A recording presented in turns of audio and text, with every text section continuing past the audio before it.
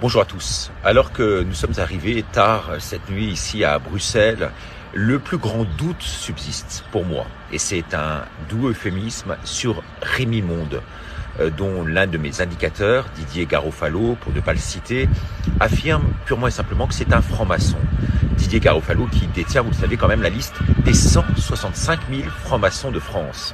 Rémi Monde, que vous voyez partout actuellement, érigé par la presse mainstream comme la nouvelle star de ce mouvement Convoi de la Liberté, sort en fait de nulle part.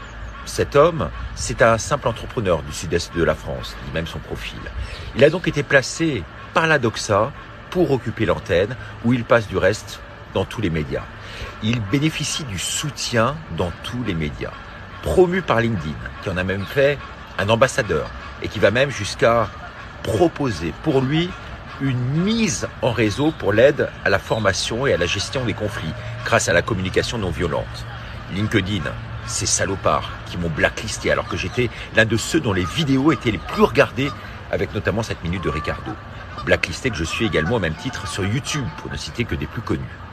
Revenons à Rémi Monde. N'a-t-il pas été tout simplement placé par le gouvernement à ce poste-là? Il est également mis en avant par Le Point, Libé, BFM TV et tout le reste. Si étrange quand même par les temps qui courent. Et puis il y a une chose vraiment qui me gêne particulièrement chez lui. Il demande dans tous ses lives, dans tous ses discours sur les ronds-points, quasiment à tout le monde, de télécharger l'application Zello, qui permet, vous le savez, d'après son éditeur, la mise en place des canaux privés illimités sécurisés sur les réseaux cellulaires et le Wi-Fi, sans avoir besoin d'un équipement particulier et coûteux.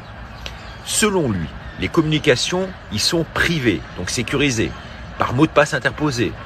C'est ce que rappelle également France Culture, qui fait tout un article sur lui.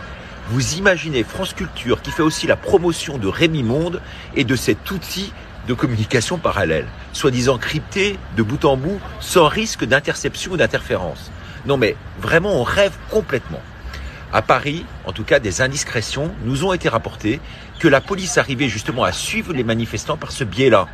Les convoyeurs, on va appeler comme ça, qui n'ont cessé de jouer habilement du reste au chat et à la souris avec les forces de l'ordre.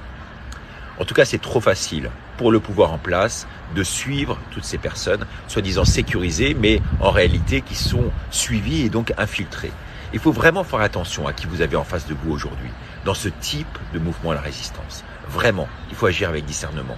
Toujours étudier le parcours de ces personnes, toutes celles qui sortent de nulle part et qui pour une très grande partie d'entre elles sont des imposteurs tout simplement, qui pour certaines vous conduisent vraiment dans le mur. Lui, Rémi Monde, son label Franc-Mac est rédhibitoire. Aucun leader ne doit de près ou de loin avoir quelconque connivence avec ces réseaux occultes. Est-ce que c'est clair? Voilà. J'en arrête avec cette minute. Bonne journée et à demain. Nous serons encore à Bruxelles pour vous relater bien sûr cet événement pour une nouvelle minute. Abonnez-vous donc et partagez s'il vous plaît. Que Dieu vous garde, vous protège, vous donne cette force de vous battre pour résister encore et toujours plus. Merci, au revoir.